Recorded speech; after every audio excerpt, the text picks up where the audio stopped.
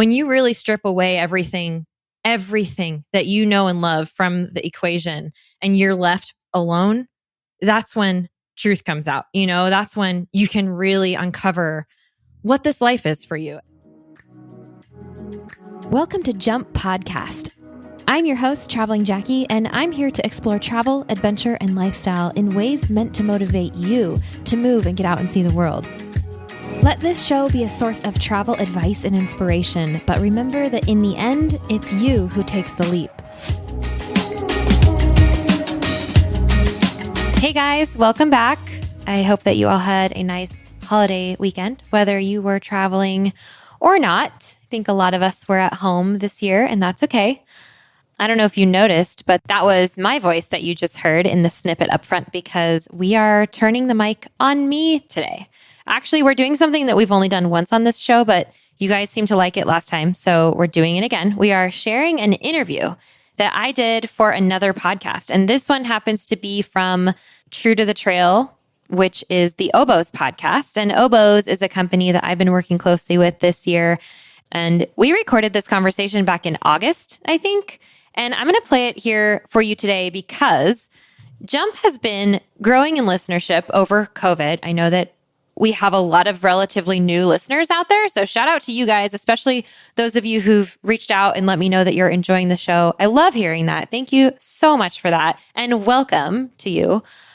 So we're sharing this episode today as no matter how long you've been listening, it's a get to know your host better episode. And this conversation with Rich from Oboz is really, well, let's just say, he isn't afraid to ask deep questions, and I'm not afraid to answer them. So I love this conversation because I feel like I get to share so many things that are important to me throughout the course of this one conversation. So it was really fun for me to record originally, and I'm grateful to Oboz for giving me permission to share it with you guys today. It's also super relevant because we talk about some things that I'm actually going to touch on right now in the form of an announcement. Yes, I have an announcement for you. Some of you guys know how I like to choose a word for the year, every year, or even a word for the season, which I did for COVID. And I think I shared a bit of that with you in an earlier podcast.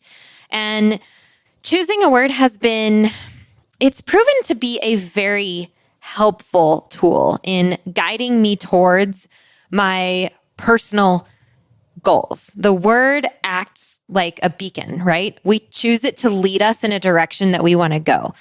So my announcement is that I'm hosting a free Word for 2021 workshop on December 16th. 2021 is going to be a big year, and I am going into it with an intention. I have already chosen my word. I want to encourage you to go into it with an intention as well. So that's what I'm going to do by hosting this workshop. I'm going to share with you in the workshop what my word is, as well as my experience with choosing words in the past and how it has helped me, and strategies for how to choose a word to make it work for you. Okay, so we're going to get together on Zoom to do this. It's free. You should come hang out with me. It's the first time I'm hosting a free workshop like this, so you might want to just be there to witness that. Plus, we're going to have a fun little giveaway. And here's the kicker. I have another big announcement for 2021, and I'm going to reveal it live in this workshop. So yes, even more reason to come hang out with me. Let's just say there will be bonuses available to those of you who come to the live workshop and those of you who watch the replay. Wink, wink. But you do need to be registered for the workshop, even to watch the replay if you can't make it live. So you can register at, are you ready? travelingjackie.com/workshops. Not that hard, right? travelingjackie.com/workshops. And you can also find the link for that at jumppodcast.com. In case you can't remember new things, totally see you on that. But travelingjackie.com/workshops is where you register for this free Word for 2021 workshop that I am hosting with you guys. So, make sure you don't miss out on my big announcement, which I'm so excited for. And also, I'm just excited to host this workshop and get to meet some of you. I want to see your faces, okay? So come hang out with me. We're all ready to kick 2020 to the curb. Let's do it together with an intention for 2021. So yeah, free workshop, travelingjackie.com/workshops. Register early, bring your friends. I'll see you there. Okay, before we get into this juicy conversation with Rich from Oboz, I am going to take a moment to introduce a new and quite unique sponsor that we have for our show. And we love our sponsors, you guys. Many of you who follow me on Instagram saw my story from the Dude Ranch that I visited recently. Yeah, the Dude Ranch. Super, super cool experience. This was right here in Montana, but our new sponsor, the Dude Ranchers Association, represents dude ranches that are all over the West. And if you're wondering exactly what a dude ranch is, don't worry, you are not alone. Allow me to clarify.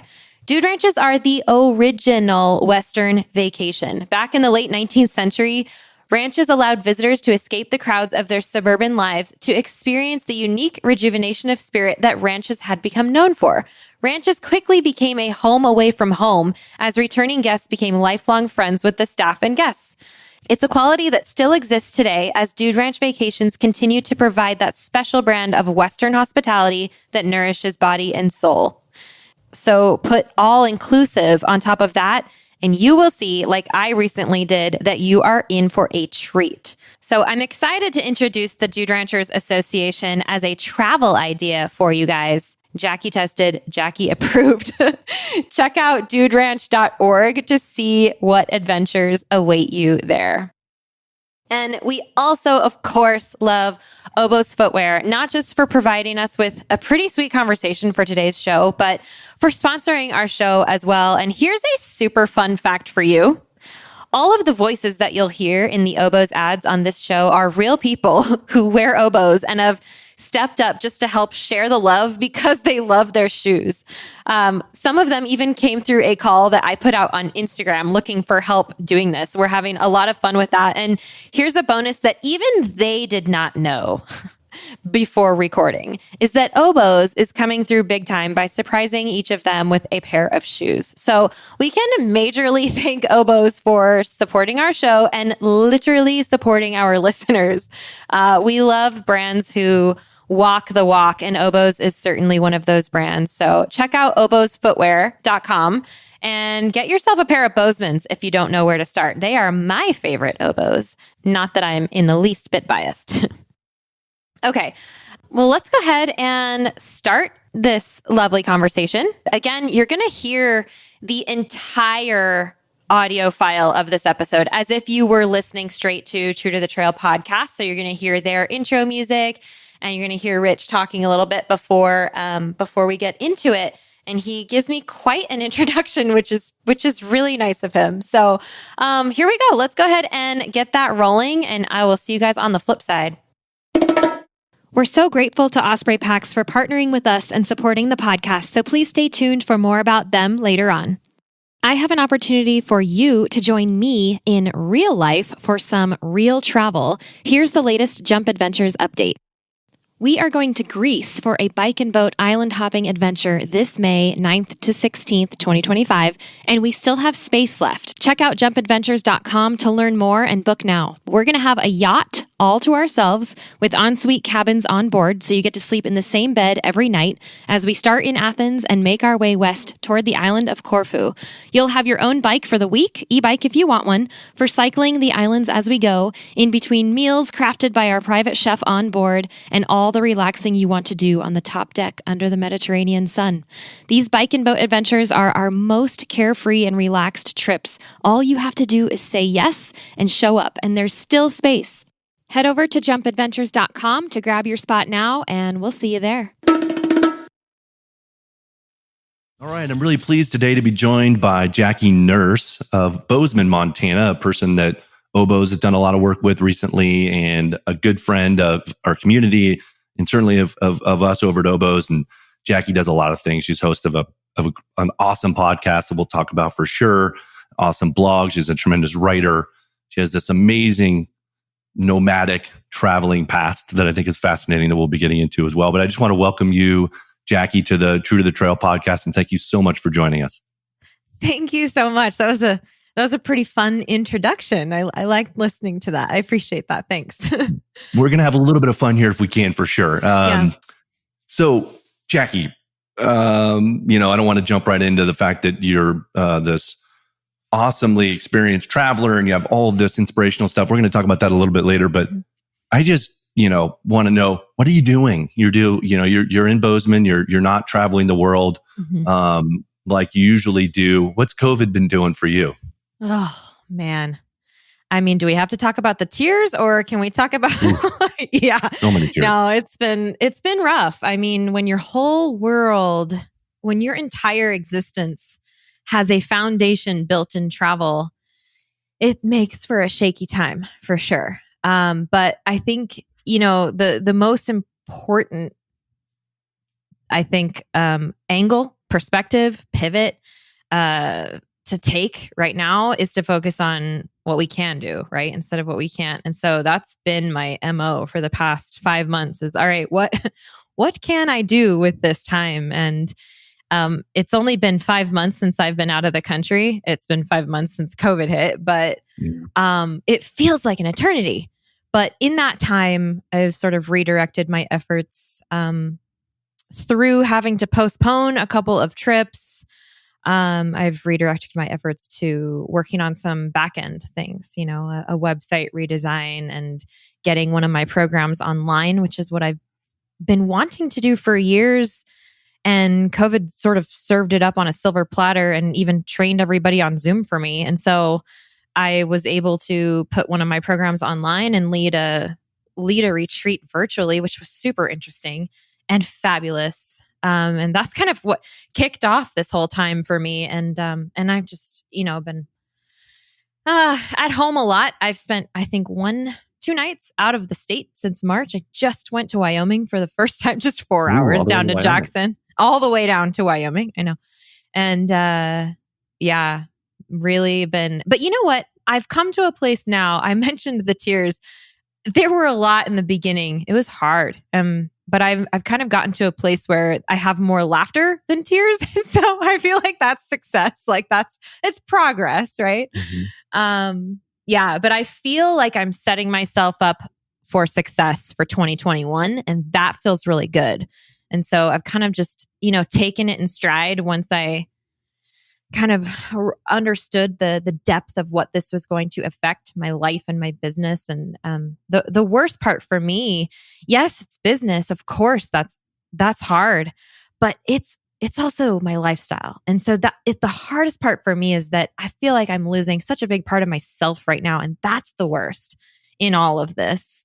Luckily, I absolutely adore where I live. And so I feel very fortunate to be quote unquote stuck in Montana. Of all places, I'm so grateful to be here right now.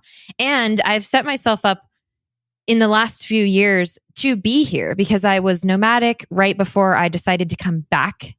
And I don't like the R or the S words, the roots and settle, but I've done a couple of those things in that direction to which actually set myself up really nicely for this season, to be here and not only to accept it, but to embrace it. I want to be here right now. And so I'm really focusing on the mindset, it's been rough, but it's okay. We're getting through it. And 2021 is going to be freaking huge. So yeah. I think it's going to be big for everybody because everybody's got their journals out every 5 minutes, reminding themselves what they're not doing and want to do. Yeah. One of the things I thought was fascinating, just reading all of your content, and for those of you that don't know who Jackie is, which is, you started out as this budget-minded traveler where you would talk about more tips and tricks and where to go and how to do it affordably and you have these amazing experiences without breaking your wallet. And now you've really morphed this into hosting these retreats, these jump experiences, and we'll talk more about that later. But one of the things I thought was fascinating in your writing was, I've actually done this I didn't do it this year, ironically, but several of the past years is you pick your word of the year. And so basically January 1st, you say, word of the year is leap, or the word of the year is, and your word of the year is pivot. And can't imagine a more appropriate word in times of COVID. Talk about that and talk about how important pivoting has been. Yeah, actually, I'm really glad you brought this up the way that you did, because if you don't mind, I will touch on what you just said, how I started out with this blog called The Budget Minded Traveler, and that was the name of my podcast and everything. But you know what happens in life? I started that blog 7 years ago. Maybe fundamentally, yes, but I am a very different person today than I was 7 years ago. Life happens and you change with life, right? You change and you grow as your life changes and grows with you. And if you are able to sort of pivot your efforts to go with you, then you're going to keep finding fulfillment as you pursue what success means to you. And so while I started out as the budget minded traveler, that eventually I started traveling Jackie because I had a big life change myself and I wanted to take everything with me. That was a major pivot for me. I changed the name of my podcast to Jump. The budget minded traveler is still going strong. It's great, but it's not exactly where I live anymore. And so I've made my business, I've kind of shifted it. I've pivoted it to pivot with me, to go with me as I grow. And that's been a really important, I guess, strategy, maybe you could call it, in my own life and business, is to adapt and to continue to grow and to let all of that be okay.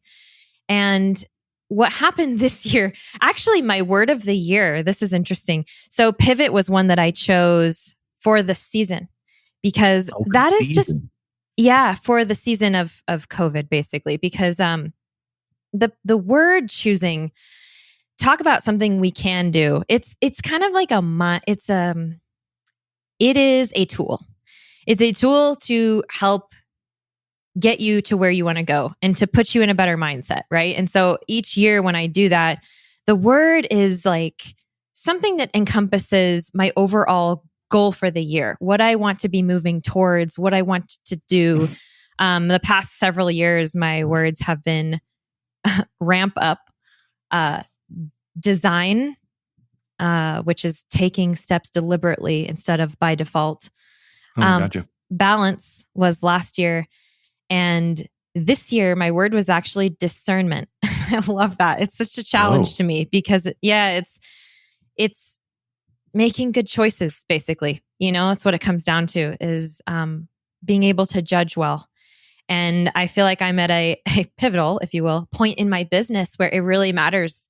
I'm making bigger decisions. I'm taking more risks. It's fun, but I really want to check myself and make sure that, yes, this is a hell yes for me. And if it's not a hell yes, then it's a no. And I need to be able to compartmentalize, my projects and my mind and keep going strong. And so when COVID hit, I used this choosing a word as a tool to kind of help get my mindset into a healthy place, because I was downward spiraling fast. Like everything in my world was shut down overnight.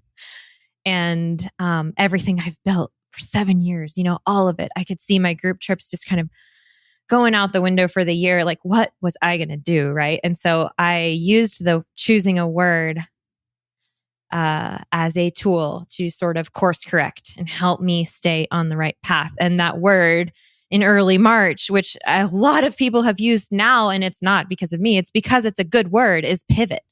Mm-hmm. And, it's focusing on, okay, and I chose pivot intentionally because somewhere in that post, there was another word I came across that was like also changing direction, but that's doing it by default. It's like bouncing. It's like, it's not up to you. If you pivot though, you keep your balance and you change your direction and you remain in control. And that was why I chose that word, because I want to remain in control of anything that I can, and then go a different direction. It's not like everything was stomped upon and there's absolutely nothing to do. That's not the case. That would be game over. Mm-hmm.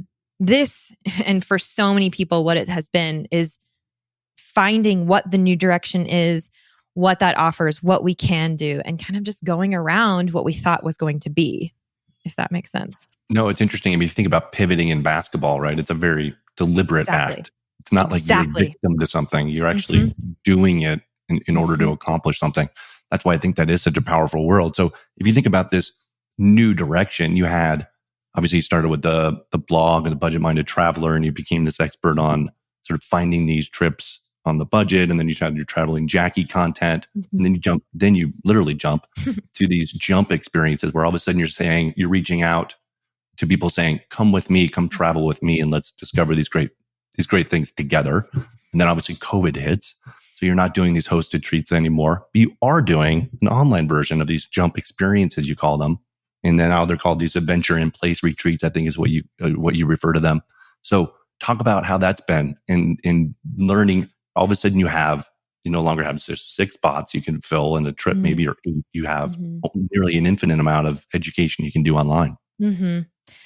Yeah, so I created my jump experiences, these adventures. My jump adventures are kind of 2 different things that I have going. There are trips that I lead for anyone, men and women. We go to Patagonia, we hike, we go to Jordan, we hike, we do big things across the world in kind of difficult places and just have the most epic adventures. It's been so incredible for me to be able to do this and meet my people in person. These are usually 95% of the time they're listeners of the podcast.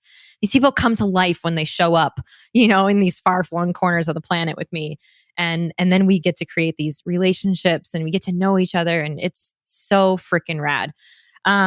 But my major pivot when Traveling Jackie was born in 2015, that was when I kind of took off and went nomadic for a few years.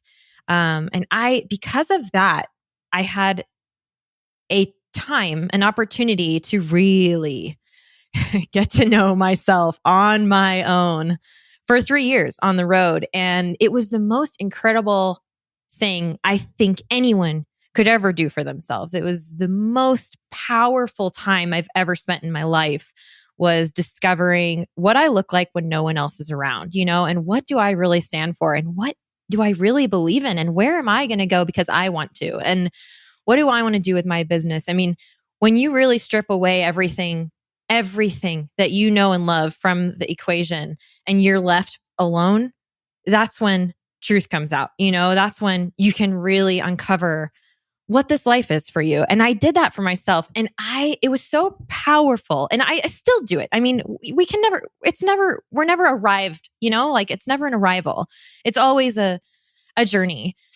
And it's so powerful to be able to experience that I really wanted to kind of, in a way, replicate, if I could, to any extent, that experience for other people. And so I created these women's retreats, and I wanted to start with women, just to kind of keep it intimate at the beginning as I'm figuring this out, right?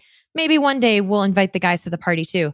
But for now, I know how powerful it is to get a group of women in a room with intention. Whew, it is amazing. It is a magical place. And I became this sort of tool. I feel like I'm like a facilitator of this magic that happens when these women come together, and with this curriculum that I created that was based on all of these lessons that I was learning as I was traveling the world by myself, and I was taking notes. I took notes. I mean, this is me. This is my nature. I learn and I teach. It's like my thing. And so if I learn something, I want to share it. That's so what I stand for. That's why I learned to travel, started teaching travel. I learned this self-discovery thing. I'm like, holy goodness, like we need to be on this track because it's powerful, right? And so that's why I created these in-person, first of all, experiences in pretty cool places. There's an adventure element for sure. The first couple that I led were in Ecuador. So we're riding horses, we're doing ropes courses, we're hiking on Cotopaxi, like rad stuff, right? And then when COVID hit, I had a trip in May that was supposed to be to Italy. Ooh. that was, of course, postponed. We were going to go to the island of Elba, which is not what you think of when you think of Italy. I love getting off the beaten path. I love like finding adventure. We were going to do some scuba stuff, some biking stuff, all these cool things on Elba. And that was gone. And the cool thing about this retreat curriculum that I created is that you don't actually have to be in a place to do half of the experience, right? Right. And so I found a way to put the rest of it, which was basically these workshops that I give each day. We meet like 2 to 3 times a day in person. It's pretty cool. The way that it's been set up and it's just worked out to be in a tight group and coming together each day to just dig, and explore these themes and ideas and together and have space to kind of expand in that. And so I recreated that online. That is what I did with the virtual thing. And I wasn't sure how it was going to work. I mean, I built the whole thing set up sort of like an online course. So it's self-consumable. And then we meet each day for virtually on Zoom for group discussions, and I had 9 women show up the first round and it was freaking fabulous. It was so cool. In fact, one of the things that they said at the end, I thought it was pretty intense. It was 4 days. It was pretty intense. And they said, we wish we had more time for the group, like more discussion, more time spent each day. I'm like, okay, like this is pretty neat, and I mean, I've been keeping up with them. That's been May, June, July, August. Has it really only been 3 months since May? I know. Are you kidding me? Oh my goodness. You did that last year. Yeah. But I mean, since then, a couple of them have like made major, actually several of them have made major changes in their lives and they're all sharing. We have this Instagram group. It's just so cool to watch. And I just feel like, okay, this is part of the story I didn't know I would write for myself that I absolutely need to show up for, because I do feel like an instrument here, and these are my people. This is magic. Like I want to keep this going. And so I've actually been working on tweaking that to make it even better. And I'm hoping to launch the next one in November, I think is my goal right now. I have so many things that have come up during this COVID season that I'm like, oh, yes, I want to do that. Like, yes, we can do this. I can make this happen. And I have all these wonderful visions that I feel like, okay, I just need it to, make it happen now, execute. And so I actually have found a lot of excitement and motivation and inspiration to, around the things that have worked in this season of being so, the sad season, I just had to postpone Croatia. I have a big group trip for September, but it's so amazing. I mean, these people they're not canceling. They're not canceling. I had 25 people on that boat. I now have like 15 people on the wait list.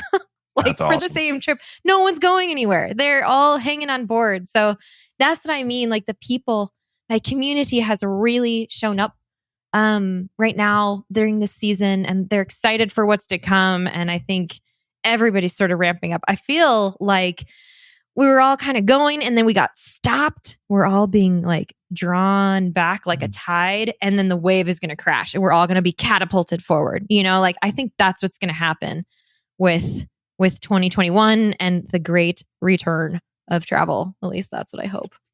No, I'm not saving up my Sky Miles for sure and get the heck out of here as soon as we can. And I think the world's going to do that. So it seems to me, if you look back at your journey and you've got was it 2015 and you started traveling Jackie content and you kind of hit the road, and you're pretty upfront in your podcast and your content on your site about going through a life change and journey and really tough times. And most people out there can definitely have gone through their own, and they can relate to that for sure.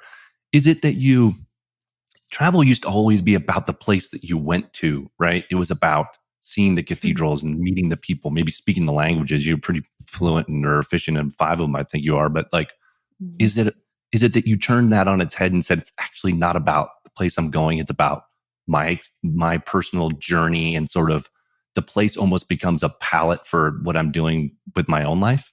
That makes any sense? Yeah, it makes perfect sense to me. We'll come right back to that. Let's take a moment now to thank our wonderful show sponsors.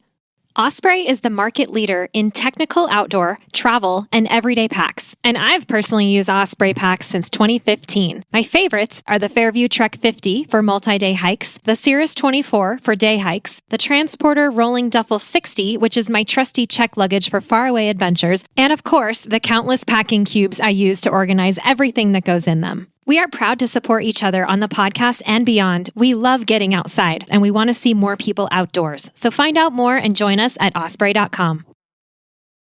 I think that, yeah, when I first started out, I was going to the iconic places, to check those off. And it felt good to check them off, but I'd be sitting in a city thinking like, what am I doing? I don't even like cities, where are my running shoes? I used to try this boggles my mind. But when I used to go for, 2 weeks, a month at a time, or like even longer, sometimes I wouldn't even bring running shoes. I don't even understand how that was Jackie. Like who I am now, I'm a runner. I belong on the trail. I am outside all the time. I would never want to go anywhere, even a city, without my running shoes. Are you kidding me? Like, I don't even understand that. And so now, then I had this switch flip thing that happened that just, I thought, why am I seeking out different things when I travel? I'm still the same person. What do I want to be doing? And that is when I brought adventure travel more into, front and center for me. And that was the same year, 2015, that I really, that I left my partner here. We actually got a divorce. That's not just like leaving a partner. That's kind of a big deal. And going out on my own and really making it about me as a person, how I was going to experience myself and the world through travel. It kind of is, you go on a trip thinking you're going to explore or experience a place, and really you experience yourself, especially if you go by yourself. Solo travel is a mirror. Everything you do, everything you see reflects back to you, especially if there's nobody else there to have a conversation with or to ask their opinion of. It really becomes how you navigate through this world, and it completes the picture of actually what you think of the world and where you stand in it and what your role is and how you can interact with other cultures and places and make those places and cultures and people part of your own story. I think that in the end is really what has the power to bring us all together and breed tolerance and all of these things, is because you make their story your story. No, I love that. I love that language of making it your story. It was interesting talking to, Robin Hill, who you did the photo shoot with Oboes, and we're talking to him a couple weeks ago on the podcast, and he talked about, changing the language with the kids at BYEP about, changing their story and rewriting their story, and their story is not written for them. It's their story to write. And it's really powerful. The other thing I thought was really cool in sort of language, you use language very carefully, which I just really appreciate, not just because I'm a marketing guy, but, I just think it's the kind of the right thing to do. And you talk about this notion of building your own net, right? Yeah. And I love that language. To me, it speaks to empowerment and being an active part in your own growth. And what does that mean to you? It's the same thing that Robin said about the kids. We as adults, that's true for adults too. We write our own stories. And I think a lot of us often get stuck in a track that's been pre-laid for us because it's what everybody around us or our society expects of us. Or even if we don't even clue in, we're just kind of defaulting along the tracks, because that's the way everybody goes. But I think a person truly comes alive when they have the power to step outside the track and say, wait a sec, I didn't lay this track. Where do I get to lay my track? Where does this path lead me? And that's where I believe is sort of taking that leap where you can kind of go into the unknown. And it should be like that. Every single person's life should look like that because it's your life. It wasn't premeditated by anybody else, and it wasn't, certainly no tracks have been laid for you. You are choosing to follow pre-laid tracks if that is what you're doing. You can also choose to take a leap and define your own. And I really came onto the leap thing because it was following me everywhere. This idea of leap. I kept seeing this in 2015, 16 when had just left. I kept seeing this leap and the net will appear. And I felt deceived. Like, that's not right. That's so wrong. Where the hell is this net supposed, where is it? I'm out here on my own. It's freaking hard, right? And there's no net. I am just falling and falling and falling and crying. And like, it was hard, right? And finally I realized the net doesn't freaking appear like everybody says. You've got to build that. If you want to land on your feet, you've got to do it yourself, especially if you're out there by yourself and no one is around. That is another reason that solo travel is so powerful, because you learn to pick yourself up, and you learn to walk with yourself and hold yourself and all the things that maybe you've been depending on someone else or anything else to do for you. Suddenly it's up to you. And that is what I experienced was, whoa, okay. If I really want to make it through this, it's up to me. There's no one here for me to trust except for me, which is where I realized I didn't quite trust myself to do it. And so I had to put in the work to do that. And I built my net, so to speak, through those experiences. Those experiences are exactly what I have curriculumified and put into my women's retreat. We build a net. It's part of what we do. You actually walk away with, it's not like it's like on a piece of paper, but still, like, you actually build. We go through all these things to identify what our individual nets look like. What are those tools? What are those things that are going to hold you up? And I caution anybody who believes that anything is going to appear for them, unless they're the ones out manifesting that, making it happen. Because I just don't think that that's how it happens. Maybe unless you're super privileged, I don't know. But for me, it wasn't the case. It was, okay, I made this decision. I am the one falling flat on my face. I need to pick myself up. And I have the power to change my path if I don't like where it's going. And that's okay anytime. That's where the pivot comes in. It's empowering. I like that because usually it's about, people talk about the courage to leap, right? And it's about, getting that bravery and all that stuff. If you turn it sort of on its head and talk about the net catching you, then the leap is not as big a deal, right? So you can leap in all manner of ways across your life because you've built this infrastructure of the net, which I thought was really interesting, is because I'm always thinking about, the courage to do this, whether it's a ski run or it's I get afraid of heights, so I got to battle with that sometimes, or all of these things, or maybe it's in a relationship or work or things like that. But the net metaphor is really great because it sort of takes away the pressure of the leap, if you will. Yeah, it applies to absolutely everything because, courage is hard enough to summon, right? It is hard. It is hard to decide to do the hard thing and shake things up. But I think what people maybe consider less is how they're going to carry themselves through that, and that's where that comes in. That's really where that comes in, because I had already taken my leap. That was it. Like it was so hard, and I prepared and I did everything to make it happen. And then I was just falling, and I just hadn't even put anything into that. And I think it's really important to show up for ourselves in that. We have to.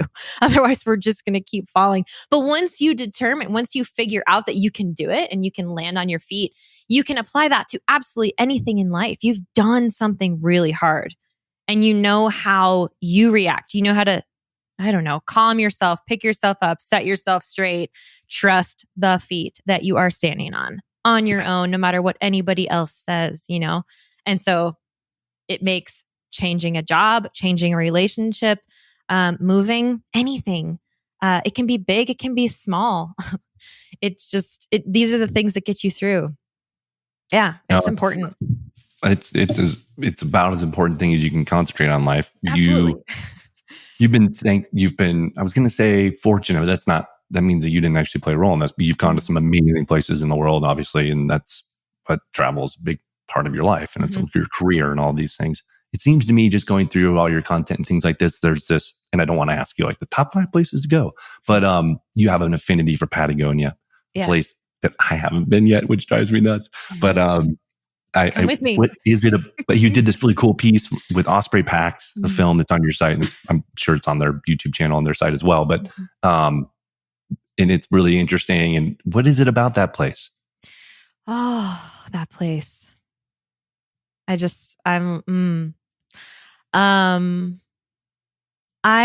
went there first, actually, when I left my house in 2015. When I left for the very last time, the first place I went was Patagonia. And I went because of a conference, but I was going on an adventure with a group before the conference. And that adventure took place in Torres del Paine, which is, that place has my heart. And I arrived there very flat is the word that comes to mind. This was the beginning. This was the first step of that leap, right? I was like empty, raw. And Patagonia was as raw and wild as I was. And it spoke to me. And I felt like suddenly, yes, I'm going to be okay. This is going to work. This is what I needed. It was the first steps of this brand new path, and it brought me home. It just embraced me. And I think the way that I put it is that I feel like part of who I am now was born in Patagonia. And like a migratory bird, I keep going back there. I just keep going home. I keep checking in, just going back. I just need it, like to the depths of my bones. I need that place in my life. And so it entered with this big presence for me and became, like I was saying before, part of my story. And I mean, you could easily argue that it looks so much like home, like Montana, Patagonia. There are a lot of people who go back and forth between the two. I am one of them. And I mean, you could argue that it's because of the remoteness and the nature and the beauty and the people and the culture and the steak and the beer. And I mean, all the amazing things that actually create the sense part of being there. But it's deeper than that for me. I just feel like part of me belongs there. And I'm really grateful for the experiences that I've had there that have helped open myself up to me. And that was the first place that I ran a group trip because of that same I learn, I teach thing. I just wanted to share that with other people. And so when I started running group trips in 2016, it was to Torres del Paine, to Patagonia, which is that place for me. It's just, everyone has their story and their places, right? And that is just one of mine. It's very, I don't know. It's my place. It's my place. I will talk to you about Patagonia for days. If you have any questions about it, come to me. I love it. And every year I take a group there. It's a yearly thing, except for 2020. Oh, that's awesome. It's great to have those things. It's almost like comfort food, right? You go back to it when you need it and you just say, okay, life's going to be all right. And it's very valuable to find those places in the world. A lot of people have not. And when they do, they've found it. I've got a couple in Europe from spending time over there that just makes me like, when I get back there, I just feel like I'm almost home, even if I haven't been there for 7-8 years or 10 years. Do you speak a lot of languages? So this isn't necessarily like a language class, like, what app do you use and learn a language? But I'm interested. Are you still on that journey of learning new languages or getting better at your languages? It's a hard thing to do as you get older. And I'm not saying you're old. I'm north of you on the sort of geological clock. But, and then what do you tell people that are that sounds terrifying to me right now, to learn a new language? What do you tell people about that experience and learning as they're advancing in age? Well, to answer your first question, I hope I never get off the train of learning languages. It has been the story of my life. It is incredible what learning a language can do. It has incredible potential. When I was 11, I started learning Spanish. And when I was 18, it was the only thing I wanted to study in college. And so that's what I did. And I studied abroad for a year. And if I hadn't done that, I don't know. I mean, I shouldn't even ask that question. That experience completely changed my life, because that is what introduced me to this whole side of me that actually, it's not a side, it was the whole of me. I think that's what it introduced me to. It was me in my element. Finally, I'm abroad. I'm speaking Spanish. I'm dancing salsa. I'm like with all these people. I'm a minority. I'm like, this is amazing. And I never want this to end. And so I kept doing it. That's what I did. I studied abroad like all through college. And by the time I was done, I had studied 5 languages and I was fluent in 3.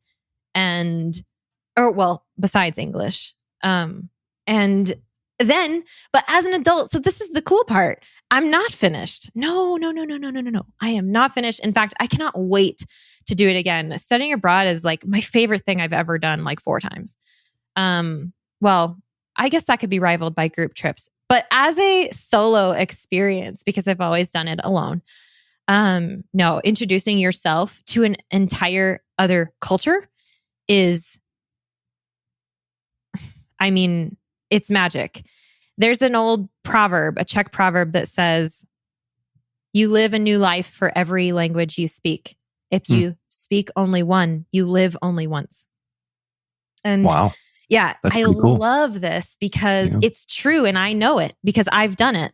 And I feel, so the other side of it, the hard side of it is my life is very divided. I mean, here I am in Montana, which is about as far from diversity as you can get.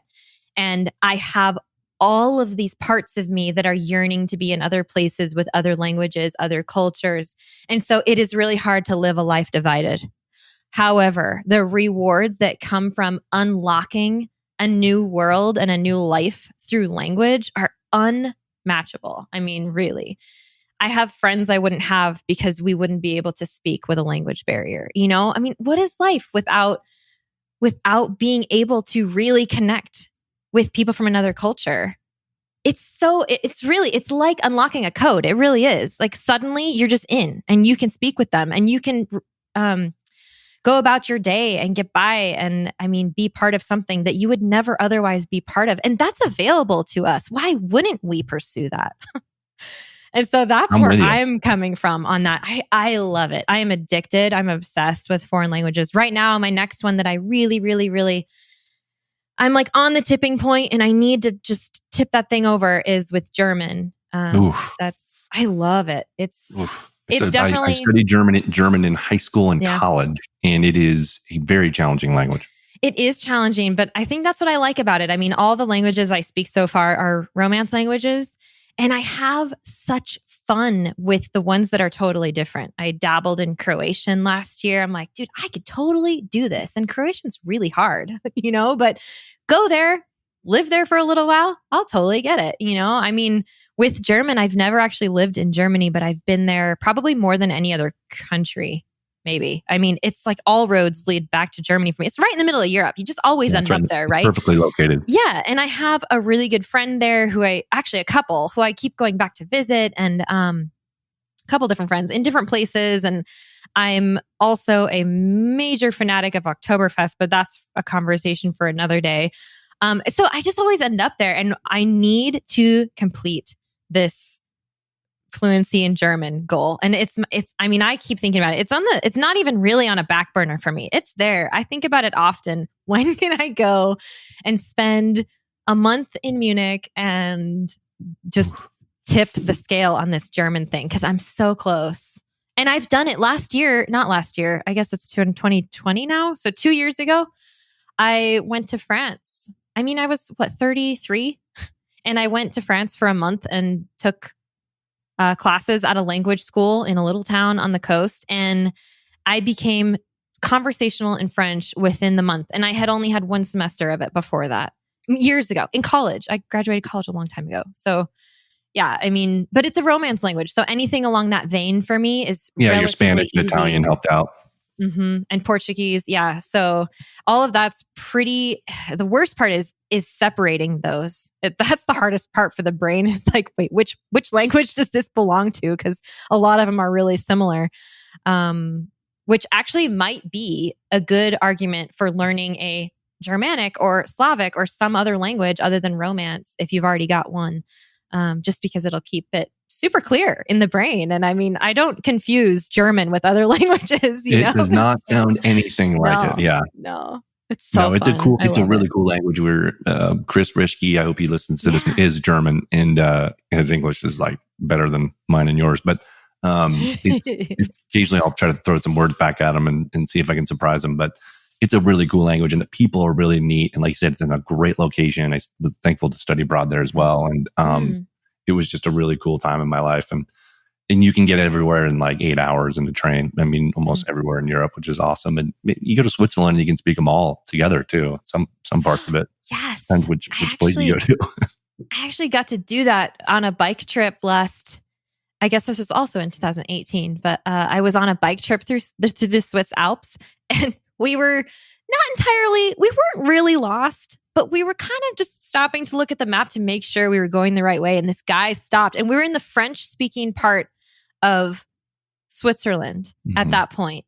And I went off in French with him, and I was even surprised with myself. And my friend was like, I didn't know you were fluent in French, because it sounded like that to her. I mean, I probably felt pretty rusty, and then not a little while later, we come into the German speaking part of Switzerland, and now I get to practice my German, and it's so cool. It is so freeing, and the people, they look at you like, I mean, they're impressed. If you can speak someone's language to them, wow.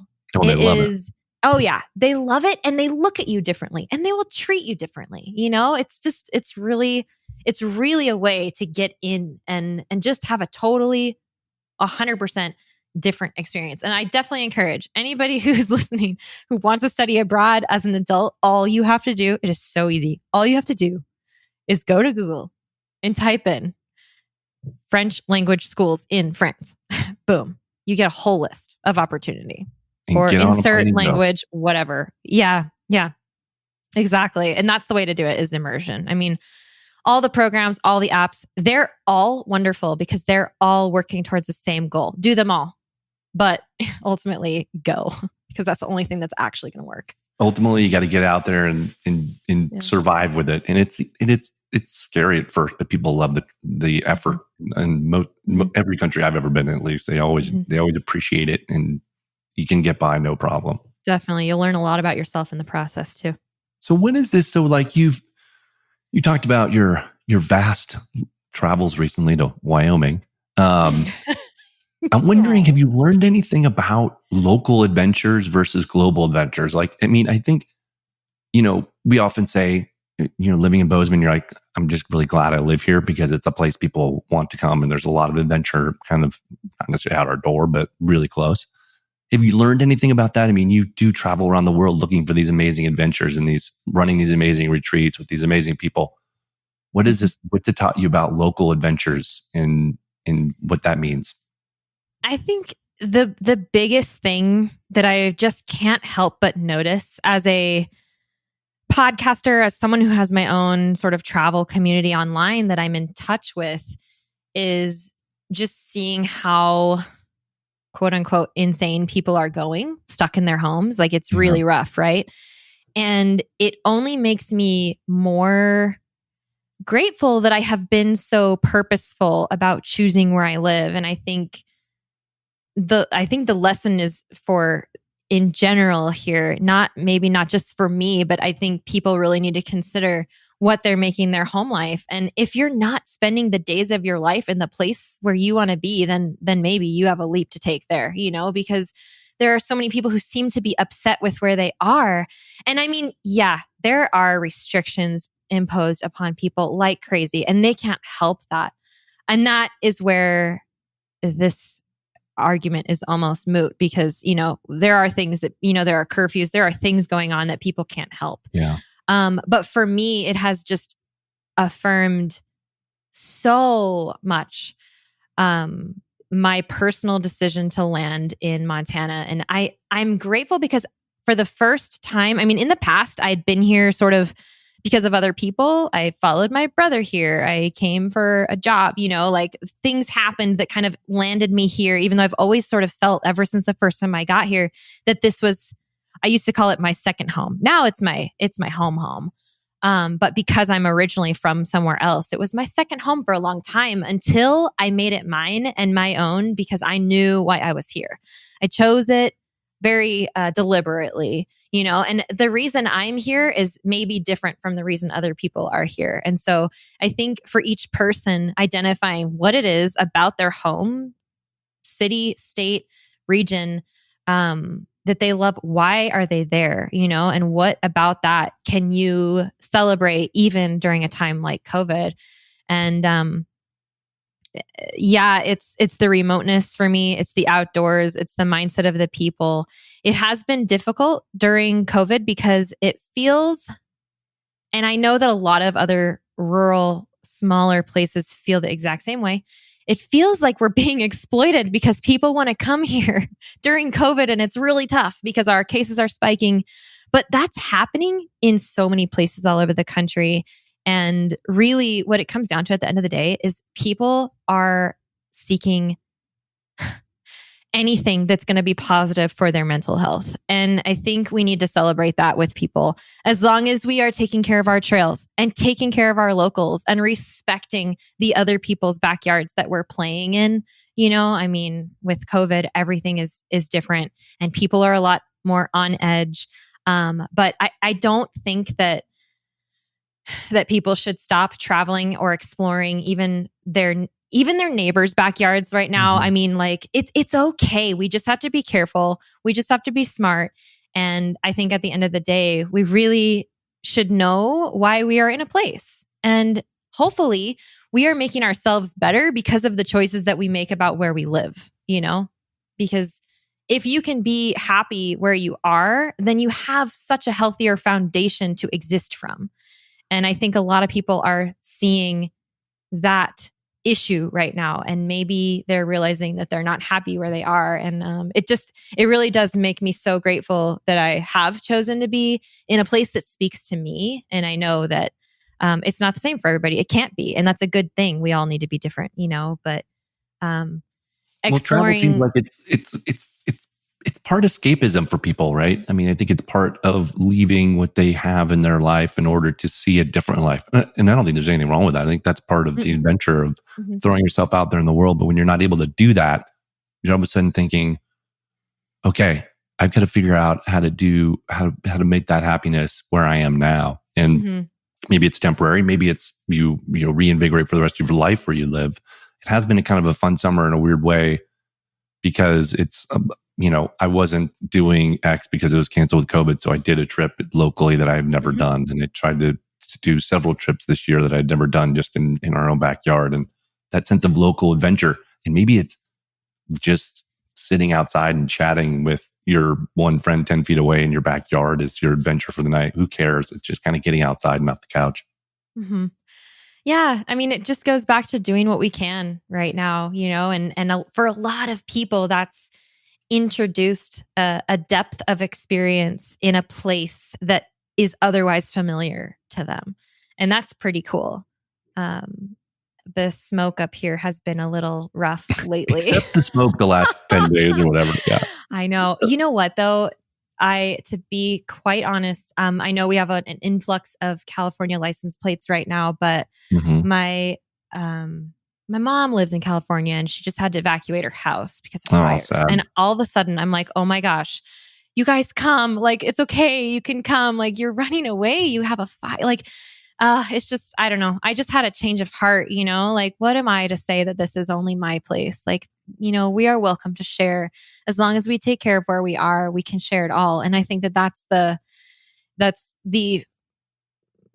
bottom line of sustainable travel and just making it so we can continue to have the fun and do the things and explore and learn and share as we go, I love it. So I heard someone say, I don't know if it was probably on your podcast, kind of researching for this podcast. But I heard someone say, you may have a magical power. Now, I'm not going to tell people that Jackie doesn't have a magical power. Maybe she does have a magical power. But I'm just wondering, I mean, in all seriousness, what can you attribute to your success? I mean, you look back in, you're not to the end of your career by a long stretch, but like when you look back and the things you're proud of, what do you attribute all this to? Courage. Yeah. I mean, it's courage, because I feel like a lot of the things that I've done, I'm an entrepreneur. You can't be an entrepreneur without having a massive amount of courage, because every day is scary. Nothing is secure when you're an entrepreneur, So deep down, I think I've always had that sort of wanting to be challengedness about me. But I really think that the biggest rewards that I've experienced in my life and in my business have come from the biggest risk that I've taken, which has required the most amount of courage. And in tandem with that is that whole thing that I have with learning and sharing. I have a lot of courage around being vulnerable, I guess, and sharing those personal experiences with other people. And you know what? When you let people in to your personal experience, there's real connection to be had there. And I think that is what really changed my business, I suppose you could say. But my life and my business are so tied into one another that they feel the same to me. But I really think that having the courage to take a leap and then share that, and then having the courage to invite people to come on a trip with me, share that, and having the courage to continue to share about my story and just connect with people. That's what's really built this community for me. I feel like that's where you mentioned success. Like, I think that that's where it's come from, is just having the courage to follow what I feel like I can do. Because that's different from the next person. And that, if we're all doing that, meaning we each have our own gifts, if we're all pursuing what our gifts can offer for other people, we're going to feel so fulfilled when we're helping someone else. And we're going to feel so good because it's something that's unique to us that we have harnessed to be able to make an impact. And I mean, it might sound cliche, but make the world better. Like that's what everybody really wants, is to do. I mean, success really should be a unique feeling. It should be what fulfills you as a person and your gifts and how you're using them. And I think that my courage has really, that's my superpower. That's been what's helped me get to these places. Is just, okay, we can do this. I can do this, and just do it. Just try it. Nothing, it doesn't always work every time, but we'll figure it out. And it takes you really, really far. And then you suddenly realize there's not a whole lot that you, I guess, are afraid to do because you've done hard things in the past, and you can pull yourself together to do what you think is going to matter and make a difference to you and to the people around you. And I feel like I'm speaking for myself here. That's what I've been doing. So, well, that's courage. That's all super inspiring. And courage is a word that's very appropriate for any year, certainly this one. Just as a friend and a member of the community, I appreciate you sharing your courage with the outdoor community and getting people outside and really embracing that entrepreneurial spirit. It's been really fun to work with you at Oboes. And for those out there, just about the time that this lands, we have a short film on Jackie in and around our Bozeman collection launch, which was really fun spending a day together doing that. But just most importantly, just thanks for continuing the journey and thanks for keeping that top of mind for people. I know you have retreats coming up later this year, trips that are planned for next year. I think you have Croatia next year, and all this stuff's going to be in the show description and ways that people can get a hold of you and follow you. But I just want to say thanks for sharing your story with us today. Thank you so much. It really coming together like this is one of my favorite things, these conversations, these spaces that we allow ourselves to really consider what's important. And I really appreciate this conversation today. So thank you so much for having me. You got to look forward to seeing you in town. And next time, we talked about this before we started recording, that the next one we're going to do, we'll do another podcast together. And we're going to do that one in person. So we'll wait and store up some stories. And I know we'll see each other around town as well. But thanks again, Jackie, and have yourself a great day. Sounds great. Thanks, Rich. All right, guys. Well, I hope that you enjoyed that as much as I obviously did. Thank you for indulging me and allowing me to play that here for you and share a bit about myself a little deeper with you today on the show. Would love to hear what you thought about it. You can find me on Instagram at Traveling Jackie if you want to reach out and say hi to me. Thank you guys so much for being here and for listening. Remember to register for the free workshop that I'm hosting on December 16th. You can find more details and register for that at travelingjackie.com/workshops. And don't miss it because there's going to be a big announcement in there that I'm really excited to share with you. So I will hopefully see you there. And otherwise, I will see you back here in the next episode. Thank you so much for listening.